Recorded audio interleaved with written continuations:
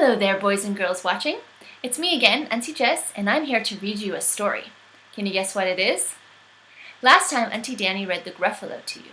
Well, today we're going to continue the adventures of the Gruffalo and the mouse in The Gruffalo's Child. The Gruffalo's Child, written by Julia Donaldson and illustrated by Axel Scheffler. The Gruffalo said that no Gruffalo should ever set foot in the deep, dark wood. Why not? Why not? Because if you do, the big bad mouse will be after you.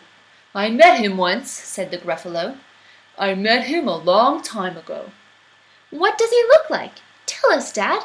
Is he terribly big and terribly bad? I can't quite remember, the Gruffalo said. Then he thought for a minute and scratched his head. The big bad mouse is terribly strong, and his scaly tail is terribly long. His eyes are like pools of terrible fire, and his terrible whiskers are tougher than wire. One snowy night, when the Gruffalo snored, the Gruffalo's child was feeling bored.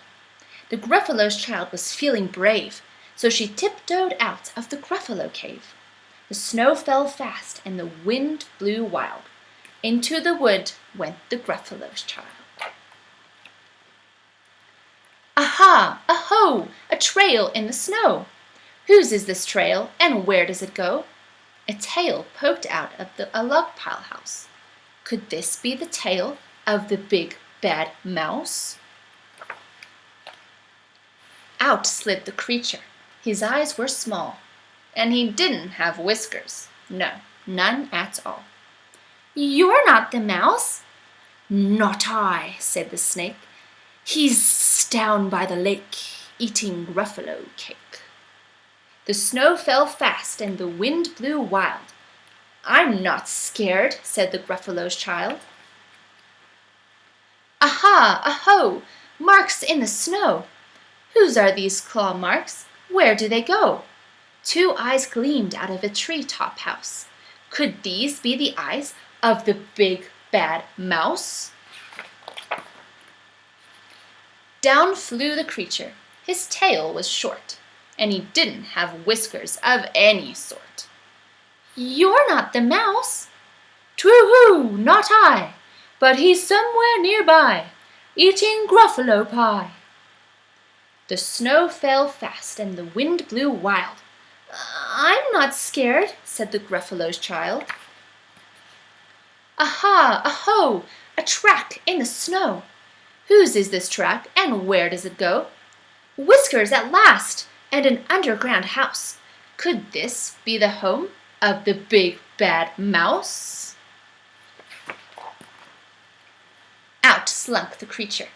His eyes weren't fiery. His tail wasn't scaly. His whiskers weren't wiry. You're not the mouse. Oh, no, not me. He's under a tree, drinking Gruffalo tea. It's all a trick, said the Gruffalo's child, and she sat on a stump where the snow lay piled. I don't believe in the big bad mouse. But here comes a little one out of his house. Not big, not bad, but a mouse at least. You'll taste good as a midnight feast.